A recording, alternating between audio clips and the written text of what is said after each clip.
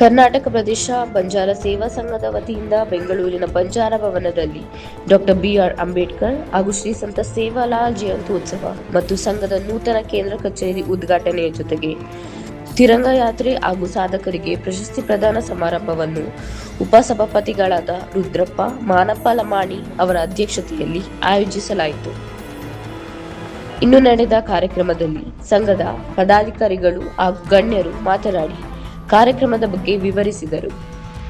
ಅಗ್ರಗಣ್ಯ ನಾಯಕರಾದಂಥ ಶ್ರೀಯುತ ಉಮೇಶ್ ಜಾಧವ್ ರವರು ದಯಮಾಡಿ ವೇದಿಕೆ ಅಭಾಸ ಆಗೋದು ಬೇಡ. ಈಗ ತಾನೇ ನ್ಯಾಯಮೂರ್ತಿಗಳು ನಮ್ಮನ್ನ ಹೇಳಿದ್ದಾರೆ ವೇದಿಕೆ ಅಂತ ಅಂದರೆ ಹೇಗಿರಬೇಕು ಅಂತ. ದಯಮಾಡಿ ಕಾರ್ಯಕಾರಿ ಸಮಿತಿಯವರು ಸ್ವಲ್ಪ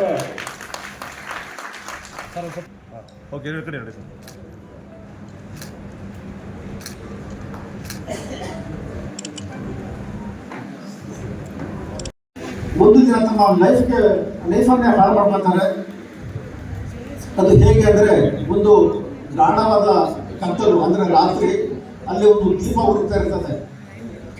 ಆ ದೀಪದ ಬಳಿ ಈ ಚಿಟ್ಟೆಗಳೆಲ್ಲ ಅದಕ್ಕೆ ಒಂದು ಅಟ್ರಾಕ್ಷನ್ ಬರ್ತದೆ, ಆಕರ್ಷಣೆ ಒಳಗೆ ಹತ್ತಿರ ಬರ್ತದೆ.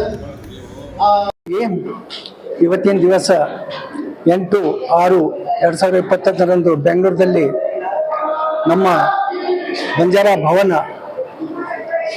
ಕಲ್ಯಾಣ ಮಂಟಪದಲ್ಲಿ ಡಾಕ್ಟರ್ ಬಾಬಾ ಸಾಹೇಬ್ ಅಂಬೇಡ್ಕರ್ ಮತ್ತು ನಮ್ಮ ಧರ್ಮಗುರು ಆದ ಸೇವಾಲಾಲ್ ಮಹಾರಾಜ್ ಅವರ ಜಯಂತ್ಯೋತ್ಸವ ಕಾರ್ಯಕ್ರಮವನ್ನು ನಾವು ಇವತ್ತು ಇಲ್ಲಿ ಮಾಡಿದ್ದೀವಿ. ಹಾಗೂ ನಮ್ಮ ಕರ್ನಾಟಕ ಪ್ರದೇಶ ಬಂಜಾರ ಸೇವಾ ಸಂಘದ ನೂತನವಾಗಿ ಆಗಿರುವ ಕಟ್ಟಡವನ್ನು ಉದ್ಘಾಟನೆ ಮಾಡಿದ್ದೀವಿ ಸರ್.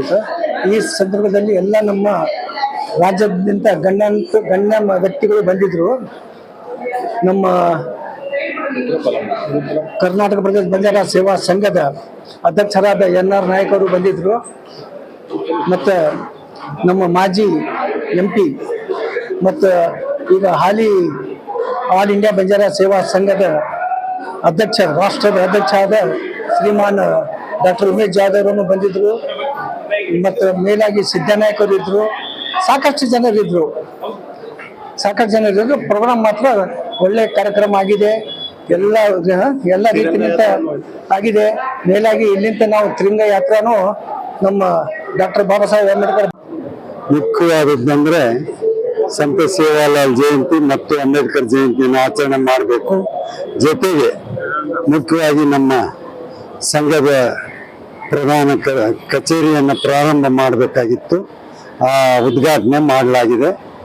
ಎರಡನೇದ್ದು, ಮೂರನೇದ್ದು ನಮ್ಮ ಮುರಳಿ ಅವರು ತೀರ್ಕೊಂಡದ್ರಿಂದ ಅವರ ಪ್ರಯುಕ್ತ ತ್ರಿರಂಗವನ್ನ ಸೈನಿಕ ಅವ್ರ ಪರವಾಗಿ ತ್ರಿರಂಗವನ್ನ ಇಡೀ ನಮ್ಮ ಜ್ಞಾಪಕಾರ್ಥವಾಗಿ ನಾವು ಮಾಡಿದ್ದೀವಿ. ಇನ್ನು ಉಳಿದ ವಿಷಯ ಅಂದ್ರೆ ನಾವು ಬಂಜಾರರಾಗಿ ಮೀಸಲಾತಿ ಬಗ್ಗೆ ಹೊಡೆದಾಡ್ತಾ ಇಲ್ಲ. ನಾವು ನಮ್ಮ ಜನಗಣತಿ ಆಗಬೇಕು.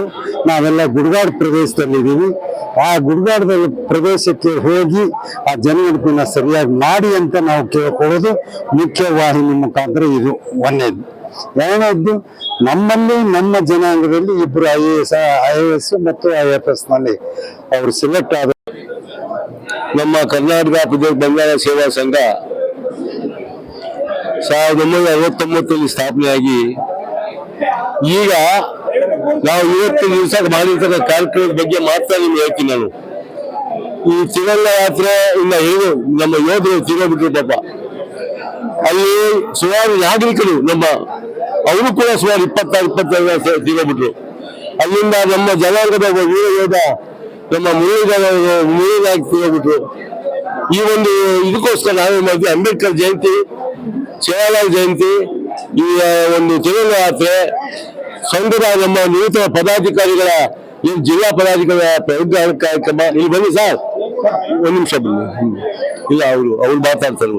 ಮುಂದಿಟ್ಕೊಂಡು ಈ ಒಂದು ಸಂಘದಲ್ಲಿ ಯಾವ ತರ ತಾರತಮ್ಯ ಏನು ಇಲ್ಲ. ಇಲ್ಲಿ ನಮ್ಮ ಅಧ್ಯಕ್ಷರು ಏನು ಹಿಂದೆ ಬಹಳ ಜನ ಬಂದು ಹೋಗಿದ್ರು. ಈ ಜಾಗ ಉಳಿಸ್ಕೊಳ್ಬೇಕಾದ್ರೆ ಪ್ರಶ್ನೆ ಹೇಳ್ತೀವಿ ನಾವು. ನಮ್ಮ ಸಂಘದ ಪದಾಧಿಕಾರಿಗಳು, ನನ್ನ ಹೆಸರು ಸಿದ್ದನಾಯಕ್ ಅಂತಾನೆ, ನಾವು ನಮ್ಗೆ ಮುಖ್ಯವಾಗಿ ಏನ್ ಬೇಕು ಅಂದ್ರೆ ಈ ಜನಾಂಗಕ್ಕೆ ಸರ್ಕಾರದ ಅನುದಾನಗಳು ಬೇಕು ನಮಗೆ. ಅದ್ ಬಿಟ್ಬಿಟ್ಟು ಬರೀ ನಾವು ಭಾಷಣ ಮಾಡೋದು ಹೋಗೋದಾದ್ರೆ ನಾವು ಸಂಘ ಸಂಸ್ಥೆ ನಡೆಸೋಕೆ ಆಗುದಿಲ್ಲ.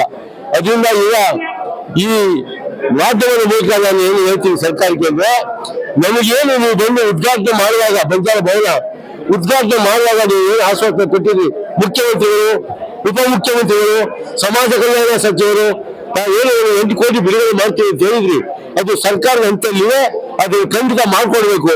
ನಾವು ಸಮಾಜದವರು ನಿಮ್ಗೆ ಎಷ್ಟೋ ಬೇಡಿಕೆಗಳನ್ನ ಕೊಟ್ಟಿದ್ದೀವಿ. ಮೆಂಡು ನ್ಯೂಸ್ ನೆಟ್ವರ್ಕ್, ಸತ್ಯದ ಕನ್ನಡಿ.